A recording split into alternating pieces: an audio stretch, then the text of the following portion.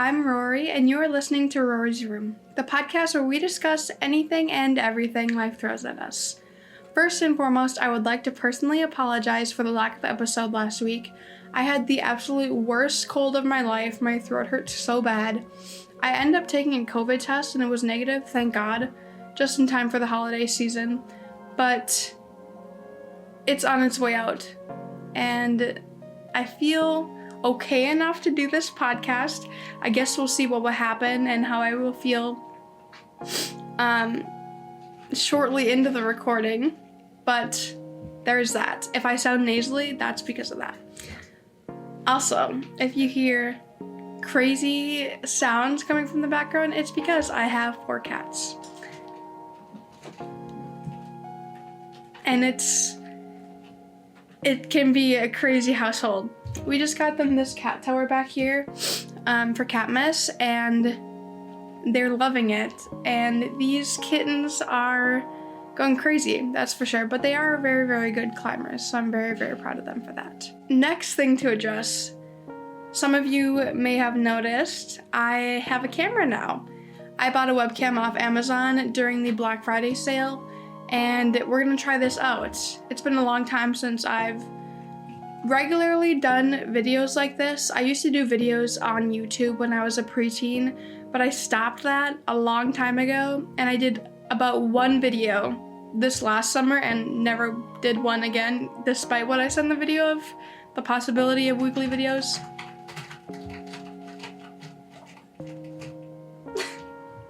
It didn't happen, but I'm hoping to do this more for all the videos. That way you guys have a visual, and I can also do advertising and show you guys these videos.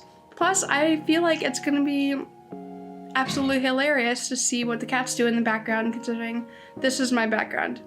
One cat here, a lot of times there's a cat there, and then another time there's a cat, or 2, or 3, or 4 in the cat tower. So there's some entertainment for you guys. Today's episode, we're going to be talking about self-improvement and habits, a topic that is obviously more easier said than done.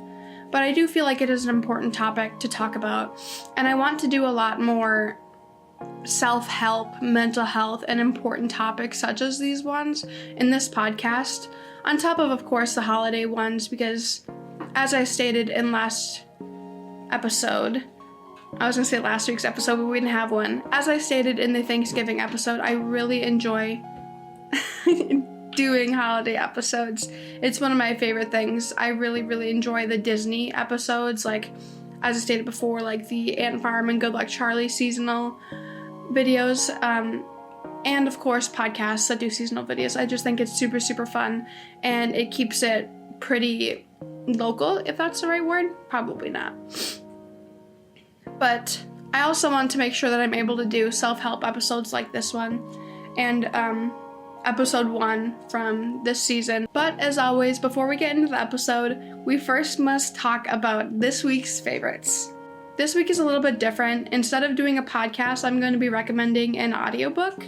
And I feel like a lot of people listen to audiobooks, but if you don't, you can also read the actual book. I've just been listening to a lot of audiobooks on Audible using like my free trial, and it's honestly a pretty cheap subscription, so I've been using that as well. This week is a little bit different considering I usually do podcast recommendations, but this week I have chosen to do an audiobook recommendation.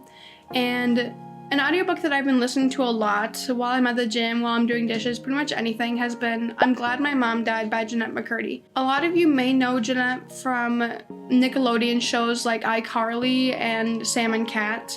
She was a child actress growing into an adult actress, and she wrote this book to tell her story about what her life was like during that period. So many people have told me to read this book after I told them that I was planning to write a book about my own life and a screenplay about my own life, because as some of you may know, I like to do that in my films. I like to showcase a little bit of myself and my experience growing up in my films, which, if you've seen Outrunnable, what I showcased in that was the underlying theme of addiction, and I really, really wanted to talk about addiction that isn't necessarily talked about right away. When you first think of addiction, your mind often drifts to drugs and alcohol, and I think addiction is just a lot more than that. So I was really, really happy to unload that.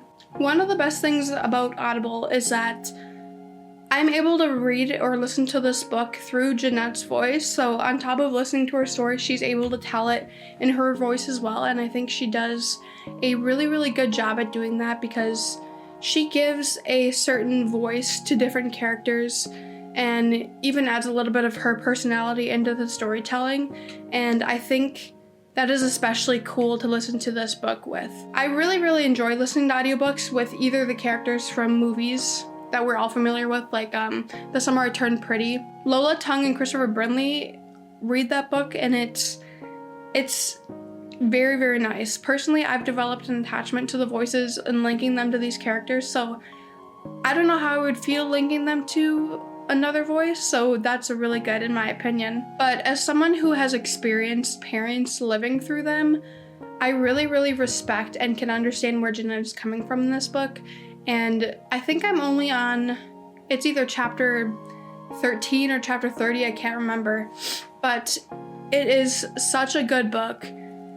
She conveys the message through her experience growing up, if that makes sense. So we learn things as she begins to comprehend them. I highly recommend this book if you haven't read it already. Audible, like I said, is a really good way to do it, especially if you have a hard time keeping track of reading. Like if you zone out halfway through the page and have trouble reading. If you'd like to read along while listening to it, you can also do that. But personally, I feel like I either have to read the book in the physical form or listen to it. I can't do it both at once. The pace that the audiobook reads it at is far different than what my mind reads it at, so I think there's just a little problem there. Jeanette is also coming out with another book called Half His Age. I actually almost pre-ordered it, but because it was only shippable in the UK, I wasn't able to. I think she's releasing it more, and people in the United States are able to order it now, and I think she's even doing a tour, but I didn't end up going to that. But if that's something you're interested in, I definitely encourage you to do that. And this week's song that I recommend is Golden Brown by the Stranglers, particularly the slowed down edition. They have the slowed down edition, the regular edition, and the sped up edition, but my favorite has been the slowed down one, and I've been listening to it on repeat like every other song. I honestly should stop saying that at this point because I listen to pretty much every song in repeat until I hate it. But I like the calmness of the song because I'm able to listen to it in times when I'm feeling stressed and just need to be. I listen to it while I'm washing dishes, working out, and usually I can't listen to music unless it's like classical or instrumental music while I'm writing essays. But this song I have been able to do that with. So take with that what you will, but it's one of my favorite songs. It does have lyrics though, so if you are looking for a instrumental song to listen to while you're studying, this may not be it for you, but like I said, you can always try it because it ended up working for me, and I'm not usually able to do that. I listened to it for a good couple weeks, but like I stated before, I like to listen to songs until I absolutely can't anymore, and I think I'm getting to the time where I can't listen to the song anymore, except like during rare occasions, like when I want to calm down, but it is still a very, very good song, and I highly recommend that you listen to it. And now for a controversial topic, the 2 things I can get behind and 2 things I can't. People may disagree with me on this one. I have never ever been able to get behind the Starbucks canned espresso drinks because I had them 1 or 2 or 3 times and I just thought they were disgusting. However, this also links back to the first thing I can get behind, and that's La Colombe canned coffee. I really, really like that one. I started drinking the peppermint mocha one, and then when that went out of stock, I tried the mocha version of it, which Jacob really likes because it tastes like chocolate milk. But peppermint mocha has got to be my favorite one. And I've seen a lot of other flavors like pumpkin spice, but I haven't tried it yet. I do not have a second thing that I can't get behind, so in future episodes, maybe I'll just go with one thing I can't get behind and one thing I can, so that way it spreads them out. But I do have a second one that I could get behind, and that is buying Christmas gifts throughout the year instead of just all at once in December, because let's be honest. If you're buying gifts, it can be a little bit of a bullet to the chest by looking at your bank account, by spending all that money at once. And personally, I know you're spending the same amount of money, but buying gifts throughout the year not only lets you take the expenses sparingly at different times of the year so it doesn't all seem like that much, but it also gives you more time to develop the ideas that you want to get people, and I feel like it is more personable.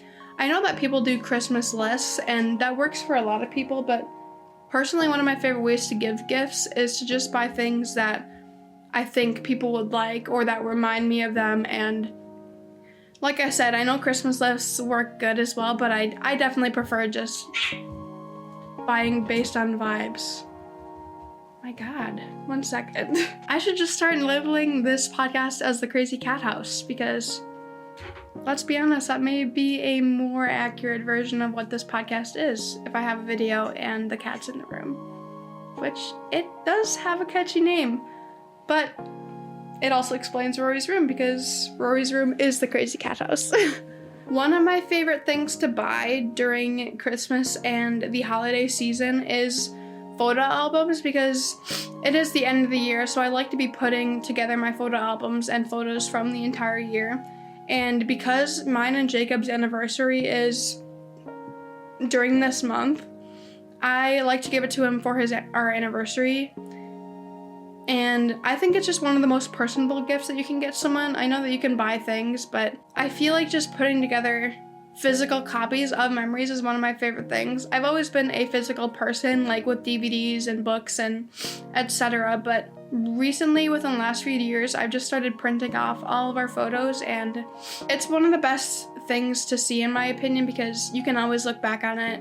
And I know you can look back on like libraries like Amazon photos and stuff like that with storage areas, but I don't know, there's just something about having physical copies of things, and I feel like it's part of my character to be that grandma that has boxes of photos that you end up coming across in the attic, and I just think that's very cute, and I want to be like grandma when I grow up. When I get older, I'm grown up already. Speaking of growing up, I'm turning 24 in January, and it's crazy. I literally feel so old, even though I'm not old. I'm 23 right now, and that is not old. But it feels like I was 19 like last year, and although I would not want to go back to that time of my life, it still feels like yesterday, and I find it so crazy how I'm going to be 25 eventually after next year.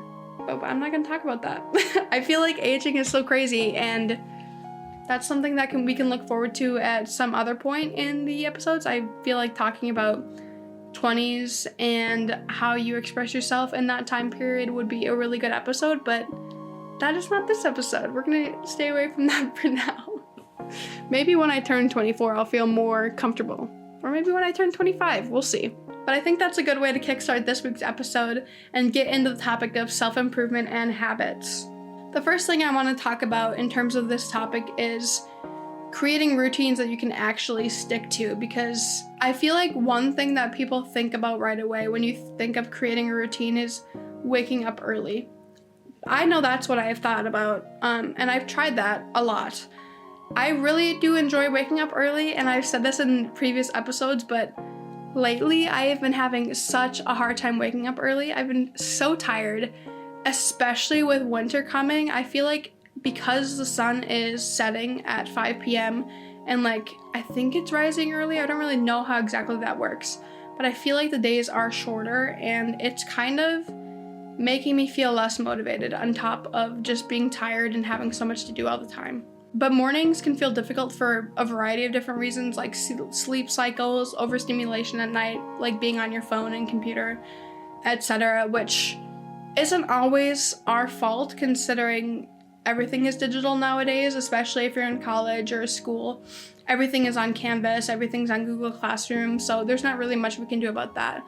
But also stress and eating late, which sometimes can upset my stomach. So if you have upset stomach or sensitive stomach like IBS like I do, that can affect how you sleep personally, in my experience, we eat a lot of sweet treats, so sometimes, not a lot of the time, but sometimes my stomach can be a little uneasy in the morning, and I can only imagine that also impacts my sleep. One thing that I would recommend if you are looking to get up early in the morning is gentle morning transitions like yoga and stretching, or even if you're just waking up to look at the sunrise. I think that's a really, really easy way to start, because for a lot of us, me in particular, I wake up and sometimes I just feel really groggy and have no energy to do anything.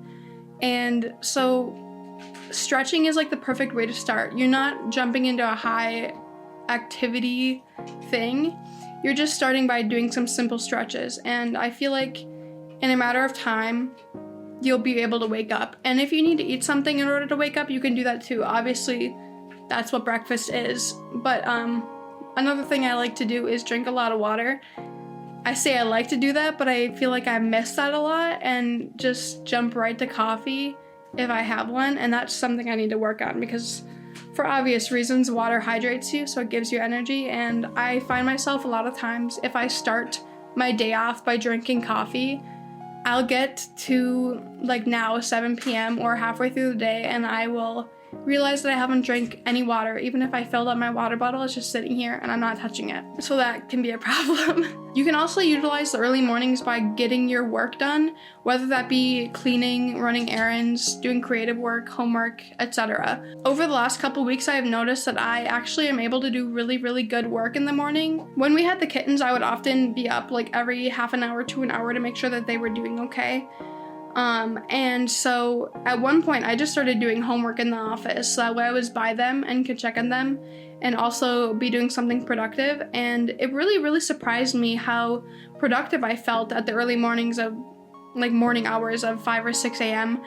I was able to do some really, really good essay work and outline work, and that is not something I really expected. So that was a really, really nice surprise. But you can also just do other things, like maybe make a podcast. I mean, no one's awake, so it would be a really good time to do it.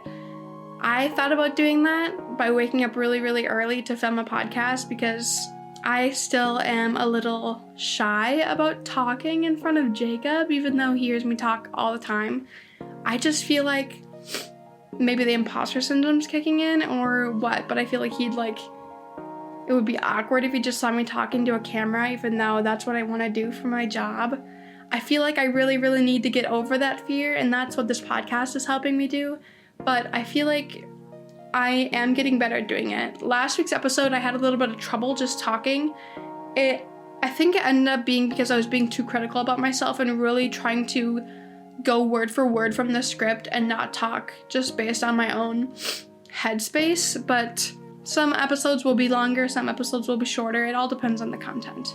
I think another thing that is really important is just also accepting that your days are bound to look different from each other. We're not robots.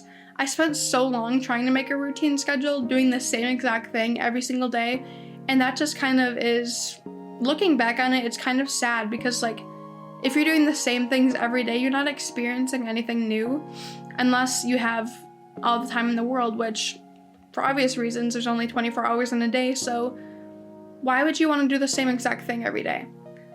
That being said, I do understand they want to do routine things like go to the gym, work out, get some movement in, because movement helps you feel good and helps you build self-confidence and strength, and there are things that I respect. But at the same time, if you make your life surround that, like going to the gym and working out, rather than surrounding it with other things, I don't know. It can be a little trapping. The reason why routines fail is because we ask too much of them. Like, if we don't have specific energy, like, it can be really hard to go through those routines, and if you're a perfectionist, it can be really, really hard to go through that as well. One thing that I heard recently, like over these last couple of months, that has really hit with me has been rituals over routines, because routines aren't always easy to follow in your everyday life, especially if you have a really busy schedule. Rituals, on the other hand, unlike routines, you're able to do that whenever you can, whenever you have the time, whenever you'd like to. The difference between that and a routine is that routines usually have the stereotype that you're doing them every single day or every specific day of the week. etc. But rituals come with the vibe that it's a more calming-esque version of the routine, and you're able to find peace in routines rather than the stress of following one routine whatsoever. However, if you do insist on having a routine, I highly recommend that you listen to your body while you're making these routines, which is another reason why I like the Mila app, which is one of the podcasts that I recommended. I think it was in episode 1 of season 2, because one of the aspects of the Mila app is that every day when you wake up or whenever you log into the app, you're able to go in and select if you're feeling low energy, medium energy, or high energy. And the Mila app randomly selects, I think it's like 2 or 3 videos that you can watch and follow and work out to, and it allows you to get your movement in while respecting your body. I think it's also really important to think about tailoring your routines to your schedule, because everyone's schedule looks different. You could be working 2 jobs and still want to get movement in, or not even movement, especially if you want to just work on something creative or make time for your art or make time for writing. It all depends on what your rest of your schedule looks like. If you work all day in an office job, you're not going to want to come home and write every single day. So if you set a routine where you go to work, go on your lunch break, go to your other job, come home, eat dinner, and then write, it's not always going to be realistic, because you're not always going to want to come home and write, because you've probably been sitting at a computer all day, and maybe you want to go to the gym, or maybe you want to watch a movie, or maybe you want to do something with your significant other or your friends. And setting routines that are unrealistic to you is only going to make you feel worse in the long run. Another way to easily link routines into your regular schedule is to substitute bad behaviors out of your life. Like if you're noticing you're scrolling a lot and you want to get into more writing, you can maybe, instead of scrolling, whenever you notice that you're scrolling, you can sit down and write a paragraph or something. It doesn't even have to be for a book. It can just be what you're feeling in that moment, what you see in the room. Honestly, I've been trying to do that more, especially with like journaling and stuff, because I feel like journaling allows you to get your thoughts on paper, and it kind of works as a form of counseling or therapy. And I haven't done that in a long time, but I really should start going to it. I thought about going back to therapy because at Wisconsin universities, I think a certain amount of sessions are free per year, and I haven't gone since my freshman year, which was a wasted opportunity. But for the longest time, I thought you could only have 10 free sessions, so that's my excuse. The next topic I'd like to talk about is body neutrality and confidence. And if you don't know what body neutrality is, it's basically focusing on function and capability over appearance. And I think one thing that this episode is really going to focus on is my relationship with physical activity, because I feel like it's one of the biggest things in everyday culture. I mean, like skinny talk has always been a thing. So it's impacted my life a lot. Ever since I was young, I've always had this pressure to be the smallest version of myself, and that's just not what it should be. Like, as some of you have heard, my Roman Empire is how the Renaissance expectations and the people they worshiped completely different than the social media and culture that we worship today. And I'm not gonna get into it, but I just feel like it's a ridiculous thing. For the longest time, I was only feeling confident if I went to the gym and had a pump from my workout, and it links back to how routines affect your schedule, because I mean, if you set unrealistic expectations for your routines, you're not going to be able to go through with them. And the same thing goes with your confidence. If you only allow yourself to feel confident when you go to the gym, you're gonna feel terrible if you don't go to the gym, and going to the gym isn't always accessible if you have a busy schedule. Like, even if you're in college like I am, I mean, a lot of the times when I come home, I need to do my homework, or I need to do other things, or I need to film my podcast. So sometimes I'll be sitting here and I'm like, I didn't even get hardly any movement in, and that's okay. But like, I've been conditioned to think that I need to get a certain amount of steps per day and get like 1 or 2 workouts in per day, and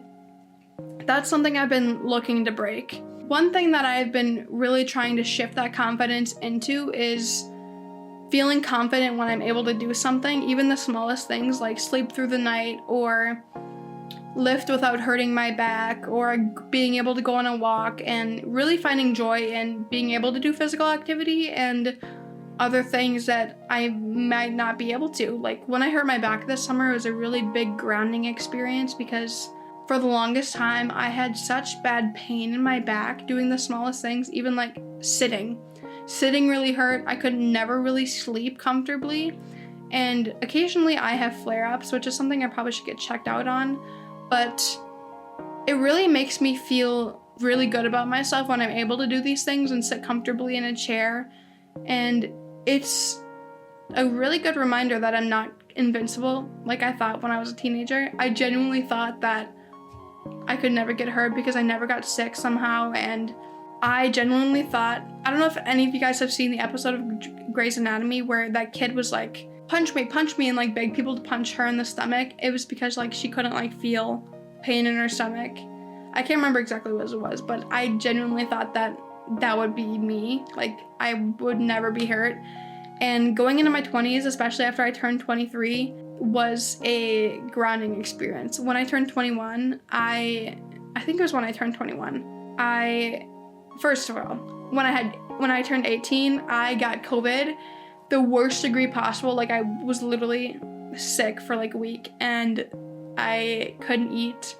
And then when I turned 21, I had rescued a kitten from a farm and given him a bath, and a little before my 21st birthday, I had gotten ringworm severely, to the point where I had gone into the doctor and like the doctor had brought in people to look at this severe case of ringworm they had never seen before.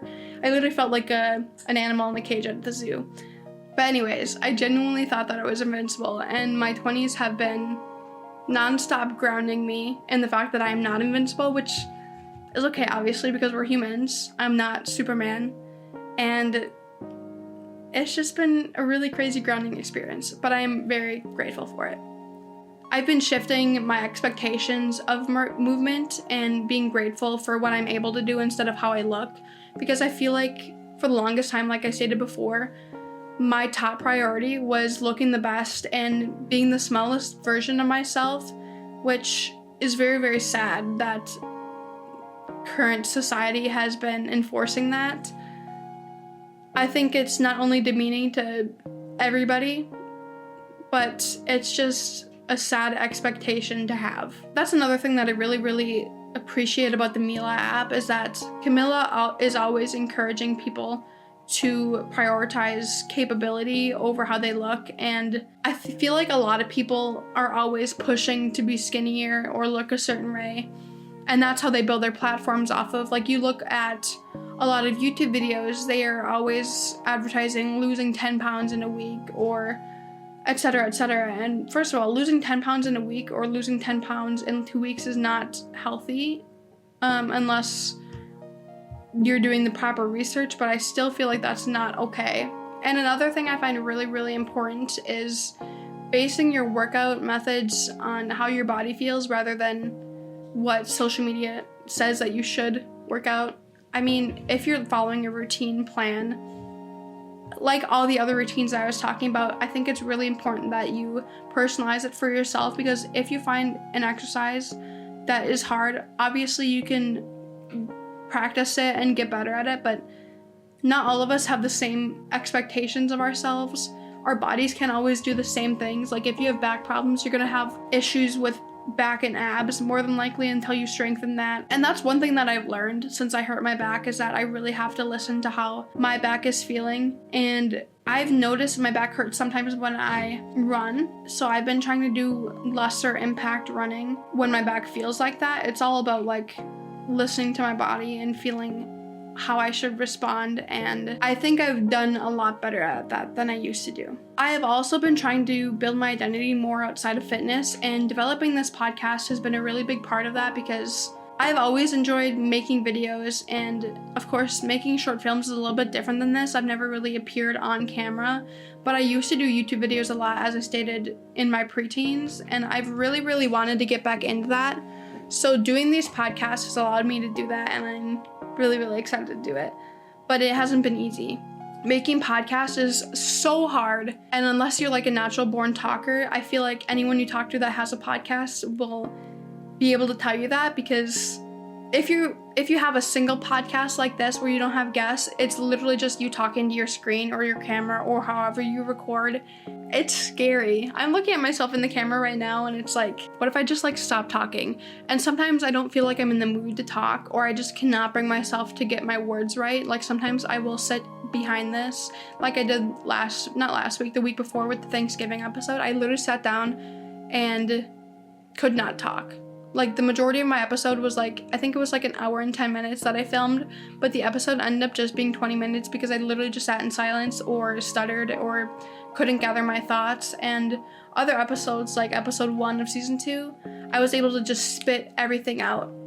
And hopefully this episode will be better than that, but it really comes in a spectrum. And that's the same thing goes with creativity. That's another thing with routine. Creativity comes and goes, and you cannot punish yourself for that. Like, if some of you are artists or writers, you'll receive, like, writer's block is a common thing, or artist block. I had artist block for, like, 8 years, and then my sophomore year when I finally came to college, I was finally able to paint again, and I painted for, like, 2 weeks straight, nonstop. But before then, I hadn't painted or drawn or done anything, like, artistic-wise in almost 10 years, which is a crazy thing to think about.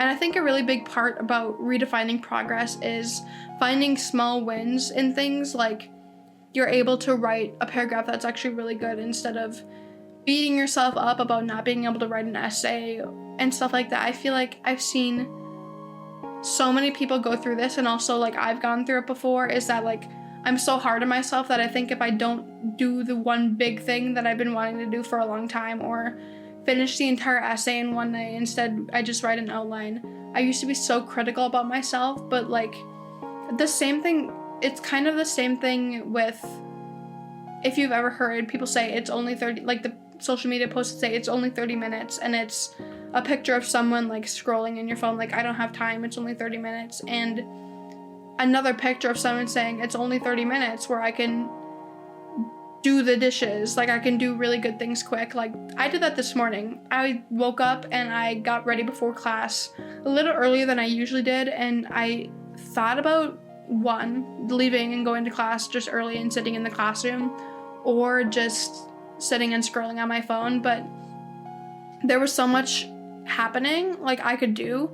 And so instead of just doing both of those things, I did some of the dishes, I cleaned the litter boxes for the cats, and I felt good after it. Like I've been wanting to clean the litter boxes twice a day just because now we have more cats, and also they're crazy. So I've been wanting to do that not only for their health, but just for the cleanliness of the house.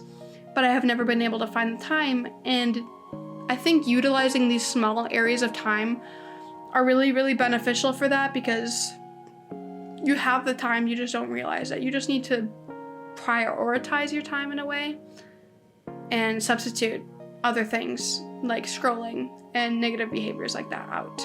Another way to develop your self-confidence is by undoing comparison culture. I talked about this in the first episode of this season, and that's with like surveillance culture and social media, because skinny talk is a really big thing. The phrase nothing feels as good, or nothing tastes as good as skinny feels, that type of thing. And if you're always on social media, it's really easy to compare yourself to other people. I mean, people post photos that we've seen creators post photos on social media that aren't necessarily the most realistic version of their body. Like if you see creators like Spencer Barbosa and other creators who are trying to undo comparison culture and skinny talk by showing the photos that they want to post versus showing the photos that they would probably delete or keep in their photos, and picturing them side by side, they might look like two different people. You could see someone taking a picture and wanting to post like where their body looks really, really good and like they don't have stomach rolls, but reality is like a lot of people do have stomach rolls, and that's fine. It's just like if you're on social media and you don't see that part, it can be really hard to idealize your body because you don't look like that, and that's how people are supposed to look.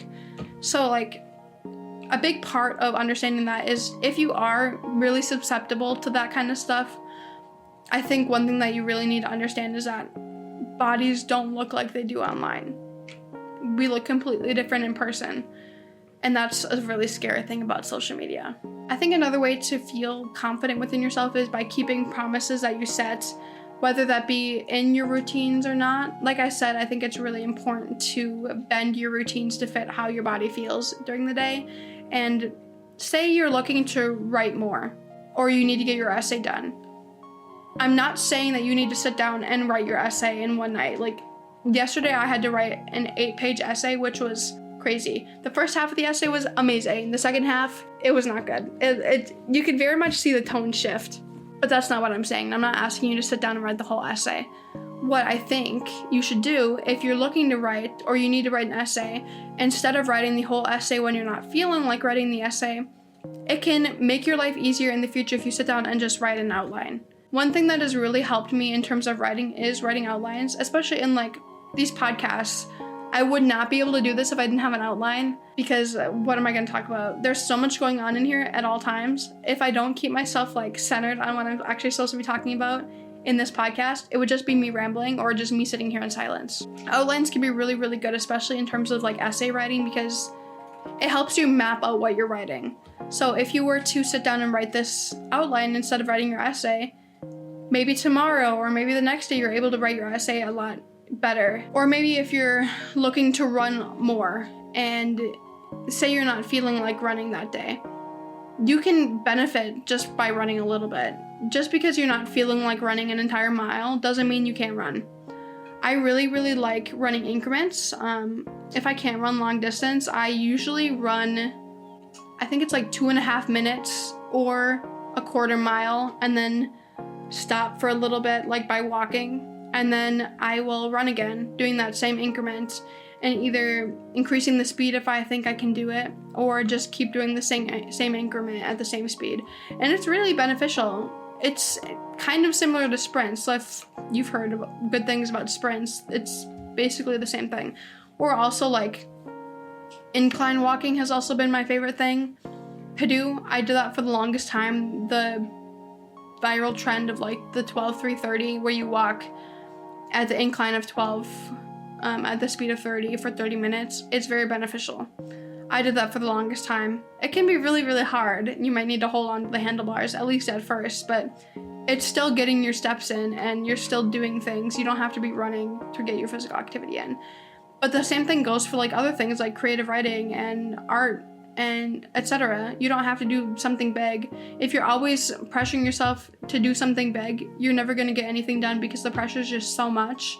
I think that's why I was struggling with my art and my writing for so long. It was because the big picture was always write a book, make a painting, etc. Like it was never about the steps that were included in it. And that's one thing I've gotten better at doing, is just like going step by step and just following myself in the present and being present in that journey. And that leads me into self-compassion. If you don't know what self-compassion is, it's basically just being your own friend. Like, you would never say something mean to your friend, so why are you saying it to yourself? It's all about having patience and giving yourself grace and going back to like routine and having realistic expectations of yourself, because if you don't, you're just going to burn yourself out. It's really important to have patience with yourself because you're not invincible. You're not that little girl that can get punched in the stomach and not feel it. You are a human being and you're bound to have weaknesses and strengths, and if you didn't, you would not be a human. And that's just, you're not meant to only do one thing either. You're meant to have one full life. That's one thing I think about a lot, is that I have so many different hobbies, and for the longest time I would be so hard on myself because I was never sure that I was ever actually going to complete anything, because I was always doing like writing and making videos and making art and stuff. And for a while I looked at that as a bad thing in a way, for some reason. And now I'm like, wow, I can do so much stuff. And although it can be hard to get one thing done at once because there's just always something going on in my head, I've been starting to embrace it because I'm living a full life and I'm good at so many things.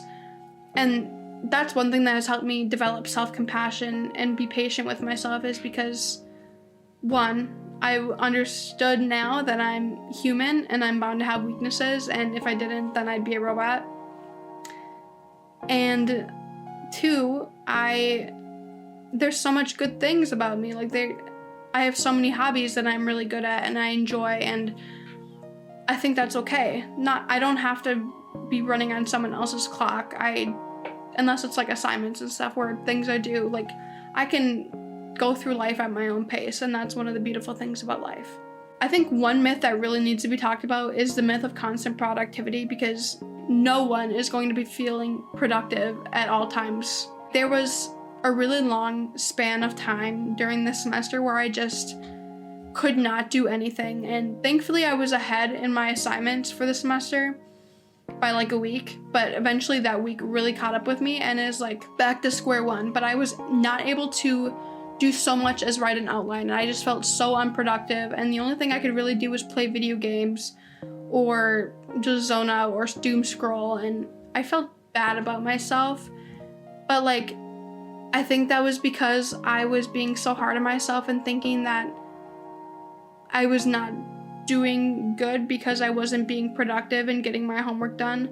But no one is ever doing that, so accepting the ebb and flow of things I think is really important, because if you fail to accept that you're not always going to be productive, you're going to fall into the trap that you're never going to get anything done, and it's just a constant cycle. One way to really battle this is to just show up and perform imperfectly. You don't always have to perform perfectly.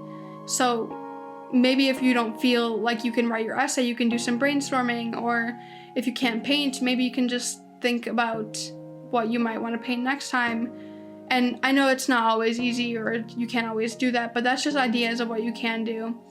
You don't always have to accomplish something big. That's why small things are a thing.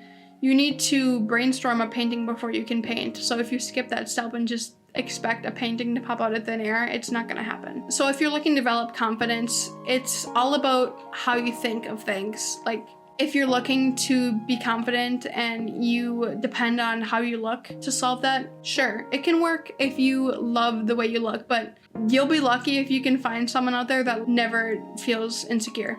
Because we're humans, we all feel insecure at some point. And so I think a really big important way to feel confident is that instead of feeling confident only because of how you look, I think it's really important to feel comfortable with how you feel and what you can do, and being able to sleep, like I said, without interruptions, and having no back pain. I am so grateful when I have no back pain. It's great. There are other times, like the last few days, I had like a flare-up where my back hurt, and I think it was because I ran, or maybe it was because I was sitting poorly while I was setting up this cat tower. But it's like, it really makes me feel grateful when I am feeling functionable and I can actually do things. The reason why burnout happens is because we ignore our body. So listening to our body can help manage that. Of course, you can't completely get rid of burnout and feeling burnt out. Like, you're always going to have different parts of your life, and burnout directly ties with not feeling motivated. But there are ways to avoid burnout. Rest is really, really important in terms of not feeling burnt out, because it does take discipline to do hard things, but hard things can also be taking rest. Like, if you're someone who is very individual and really likes to do things on their own, it can be hard to accept help. And if you're always on the go, it can be really hard to sit down. Like, when I started dating Jacob, he was a very, very calm person, and he still is. But at the time, I was working out twice a day and always on the go, and I genuinely thought it was the most difficult thing to just sit there, because we didn't have a plan. Sometimes we would just sit there on the couch, and I'd be like, okay, what's the plan? He's like, what do you mean? This is what we're doing. And I was like, oh. And it was really, really hard for me to accept. And I've gotten a lot better at it and being able to just like exist. But for a while, it was literally the hardest thing I could ever do, because I felt so unproductive and that I could be doing something instead of sitting home. And that was a large part of the way I was living my life at that time. I was always supposed to be doing something. I was never supposed to be sitting at home, and that was also tied to like my relationship with food and not wanting to be home alone with food. So it all ties to different things, but it's all about accepting vulnerability and that you're human and not a machine. So like taking rest is also just as disciplinary as doing the harder things of going to work out or going to class or etc., etc. I think another thing that is really, really important to talk about during this podcast is staying motivated and being able to continue self-improvement through the winter, because like I stated earlier in the podcast, it can be really hard to stay motivated during the winter when daylight savings time happens, or just when the sun is setting earlier, or if you don't like snow, it can be hard to feel motivated when it's freezing all the time. Like I live in Wisconsin, so it's cold. It's not as cold as like some other places like Canada, but it's still unpredictable. And I think dependency on the weather is also a form of emotional dependency, because like if you're depending on someone else, like a partner or a friend for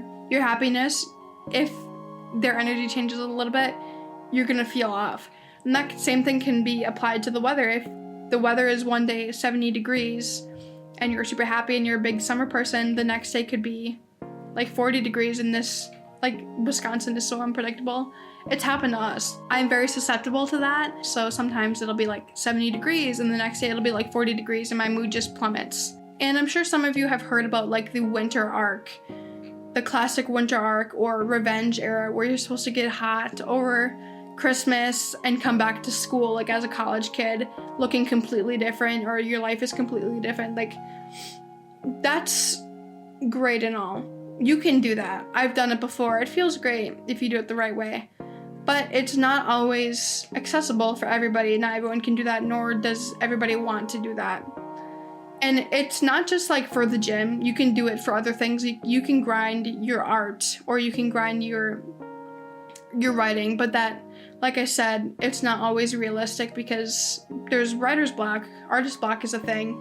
You can't just be constantly writing for months at a time. You have to take breaks or you're just gonna burn yourself out. And that goes with literally everything. Every hobby: running, writing, reading, making art, playing video games, developing games. It's literally everything in your life. Not only that, but it also makes it far easier to fall out of love with your hobby if you do it too much. I mean, of course, like, there are some things that you can't fall out of love with, but like, a lot of you know what I'm talking about. Like, if you start doing something that you love and doing that as a job, it can really make it feel not as enjoyable as it once did. For a while, I felt that way about like video production, and then I realized that it's not the video production that was making me feel that way. It was like the way I was doing it and not spreading myself out and really burning myself out. One thing that really helped me in terms of staying motivated during the winter, I think it was like last year. I really, really enjoy physical activity. And so one thing that I adopted last year was I bought a walking pad / running pad on Amazon. It was a really cheap one. It wasn't a high-end one at all. And I was able to, I think it's called like walk-a-sodes or something, where you're walking on your walking pad for 1 or 2 or 3 episodes of your favorite show, and you only allow yourself to watch that show while you're walking. It's a good discipline habit, and I really enjoyed it. That's actually how I finished Arcane again. I rewatched season 1, and then I watched season 2 when it came out. And it was one of the things I actually looked forward to in my day, and I haven't done it in a really long time, but I kind of want to start doing it. I mostly did it when Jacob was at work because it gave me some time to do that while not doing stuff with him. So it was really nice, and I really enjoyed it. Eventually I started running on that walking pad, and because it was a cheap walking pad, it worked. But I was always so confused why my shoes were burning out so fast. And it wasn't until a couple weeks ago, I realized why. It was because they were literally burning on the walking pad. The walking pad belt was like, I think it's either because it's too tight or it's just because it's a cheap walking pad. It was literally burning it through my shoe. I lifted up my shoe and it was literally like burnt through. And I'm like, what the heck? And I felt the walking pad belt, and it was hot. But like I said, if you're looking to establish a routine and you really, really want to do it, I don't think it's easy to just jump into that routine. It's the same thing goes with like addiction. If you're trying to quit something, you can't just quit it cold turkey most of the times. You have to like wean off of it. And the same thing goes with starting things. You can't just like completely start doing it. It's not gonna work. If you want to work out in the morning, you're gonna feel so tired. So like there would be times where you can take days off. Like you don't have to do it every single day. And that same thing goes with other things like writing, and if you want to write at a specific time of the day, like you can take breaks, it's okay. But like one thing that's really, really helpful in terms of developing routines is with practical swapping. Like if you're trying to quit scrolling, you can go for a walk while listening to a podcast, or maybe slowly dip your toes in something instead of like just fully immersing yourself in there. I have a problem with like biting my nails. So like one thing that I've started doing is like chewing gum or associating my nervousness with biting my nails with other things, and that's helped a lot. Of course there's going to be relapses. Like people are bound to relapse. It's not something that is always going to stay perfect, and that's okay. I think you just need to understand that and really study that behavior and understand cues and your triggers, because if you start to study why you do things and the results of why you do things and what causes it, it genuinely helps. That's how I got my diagnosis my freshman year. I went to therapy, which can be a really good thing, by the way. If you're looking to find the root causes of things, like therapy is really, really good. And if you have access to it, especially if you're in college and they have some sort of program that's beneficial for you, I highly recommend you go to therapy. My freshman year, my therapist actually diagnosed me with stress-induced tics, which I haven't talked about a lot. A lot of people don't actually know about it about me, but I have stress-induced tics, and they show themselves mostly in like my head and my eyebrows and like my eyes, and they've also shown themselves across like the rest of my body with like rubbing my fingers together and stuff like that. And that's something I've had for like the longest time, but it wasn't until my freshman year that I really understood it. And even when I thought my schedule was fine and that I wasn't stressed, my body told me otherwise. And when I was diagnosed, I had told my therapist what my schedule looked like, and she genuinely looked terrified. And she was like, that sounds terrible. It sounds overwhelming. And I was like, it's fine. It's just what I do on an everyday basis. And it was like an entire list. And at that time I was doing 18 credits in school and working 4 or 5 jobs and trying to do things on the side, like hobbies, and have time for friends. And looking back on it, I could not even do that. I could probably do half of that because like there's just so much going on. But like, even if you don't have that extensive of a schedule, you need to respect when you're stressed and respect your body in terms of that, because when someone feels stressed, it doesn't mean you'll feel stressed in the same way. Our stress looks differently, so you can't compare yourself to how their stress is. The same thing goes with your body. You can't compare yourself with how other people look. There's been a thing with competition in terms of like emotions, and it really upsets me because like people in my life are always thinking they're on a tight time crunch, and like their emotions aren't as valid as like everyone else, and that's just not true. And like I said, like relapses are bound to happen, and I think we need to be really patient with relapses, because like if we punish ourselves for relapses, it's only just going to continue the cycle. Like for example, like I've had a problem with binge eating for a very, very long time. I still do occasionally, like especially when I'm stressed out. But if I punish myself for binge eating, like say I ate a bunch of calories, calorie counting, etc., I shouldn't eat dinner tonight, even though I'm hungry. Like there's no reason why I need to eat dinner tonight because I ate today, tomorrow, and the day after's dinner. But that's not what you should do. You do not need to punish these relapses, otherwise it's just going to continue the cycle. The same thing goes for like making a mistake in your art. You don't need to just scrap the whole painting. Like say you spill a milk carton, like you spill a little bit of milk instead of pouring in your glass, you don't pour the whole milk carton out.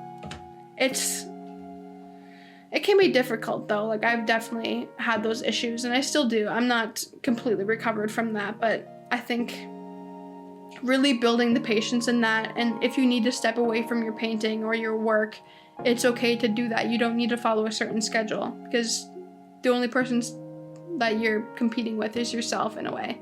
You're your own biggest competitor. Same with like your own biggest enemy. The same thing goes for that. I do ask that if you do feel like doing a winter arc in the gym, please respect yourself and listen to your body, because one, you could end up injured and that's just gonna be something that you have to live with the rest of your life, or you could a lot of bad things could happen. One thing that I really want to do, and that I'm kind of doing this winter, is instead of like spending all my time in the gym and prioritizing that, I'm prioritizing facing my fears, talking alone, and like building this podcast, showing vulnerability, and basically like the emotional side of going to the gym, like working out my emotions. And I think that isn't a winter arc that's talked about enough, and I think it needs to be invited into the conversation. Yeah, I think that's gonna be the conclusion of this video. I am really, really excited to tell you about something I've been working on. I'm not gonna tell you right now, but I'll give you a hint. It's what season 3 is going to encompass, more than likely. Probably coming in the spring, because this season will probably wrap up in January or so. I have a lot of ideas, and there's gonna be like a little break in the podcast because we're going home for winter break, and I'm not bringing my PC because that's just not ideal. So there's no way I'm going to fit my PC in the car on top of Jacob's board games and both of our PCs and the cats, and that's just not gonna happen. So there will be a break in podcast episodes, probably until late January. So there's your heads up on that. However, following season 2, after we get back in late January, I have this idea that I want to pursue on promoting small businesses and entrepreneurs like freelance filmmakers, writers, etc. So you will hear episodes with some of my peers and friends and experts in their field talk about how their experience have shaped their lives and how certain business techniques are different from others. So I'm really, really excited for that. I already have a bunch of people who are interested in participating in that.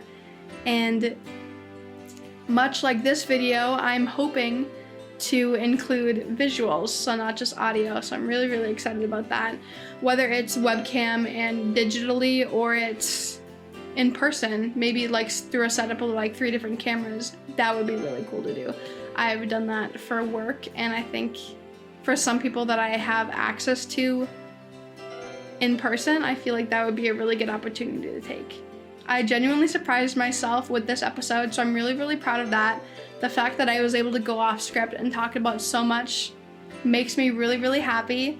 We're unedited. I think we're at like an hour and 21 minutes right now, so that's really, really cool. So this episode is probably going to be decently long. But yeah, I really, really appreciate you guys for joining me, both audibly and visually. If you like what you heard, please save this podcast, share it with your friends. I'd love to reach a big audience just to share my story and make other people feel less alone with this.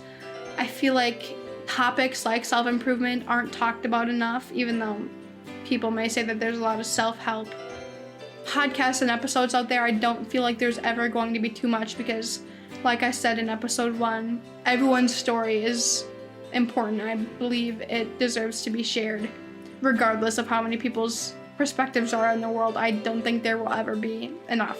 I believe next week will probably be the last episode of the year, because I will be going home for the holidays. But I look forward to talking to you guys in January and next week, of course. Once again, thank you guys all for joining me in this week's episode of Rori's Room, and I will talk to you guys all next week. Bye!